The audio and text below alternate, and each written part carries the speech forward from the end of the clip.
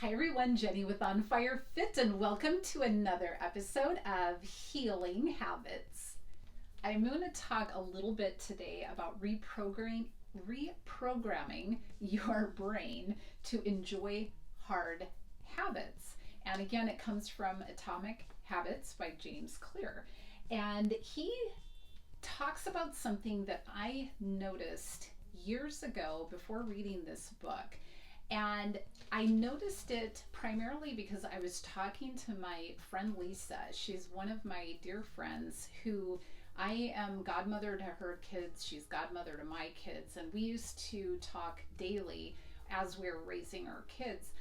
And I remember very distinctly in one conversation her saying that she gets to go to work.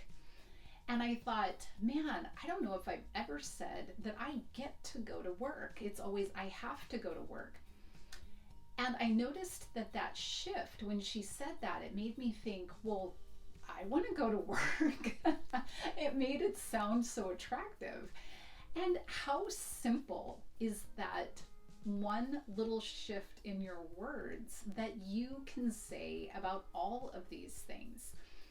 I also noticed that as I went through certain challenges in my life, how much more important it was for me to look at things differently. As an example, back when I had the ruptured intestine and all my surgeries, I had 3 different surgeries, and each of those surgeries was spaced out by quite a bit of time. Each recovery was a minimum of 3 months, and they say that kind of surgery is actually harder to recover from than open heart surgery, because cutting you open from top to bottom in your stomach is kind of like your whole support system. So just trying to walk and move is incredibly hard, and it takes a very long time to be able to recover from that. And I remember thinking how much I would love to be able to take a walk around the block. And prior to that, I took it for granted that I could just walk out my door anytime and take a walk, go to the gym, do my ballet classes. I just took it for granted. This is just something that I can do. And I did appreciate exercise. I've always loved it, but I never really gave it that much thought. And I coach people that really struggle with getting active. And yet I think, gosh, if you couldn't be active, how much you would wish that you had that ability.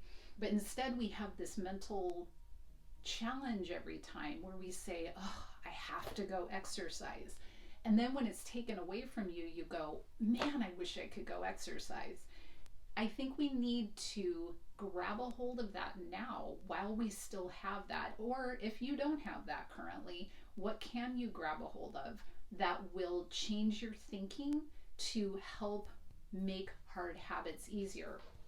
One of the things that he uses in this book as a story, I once heard a story about a man who uses a wheelchair.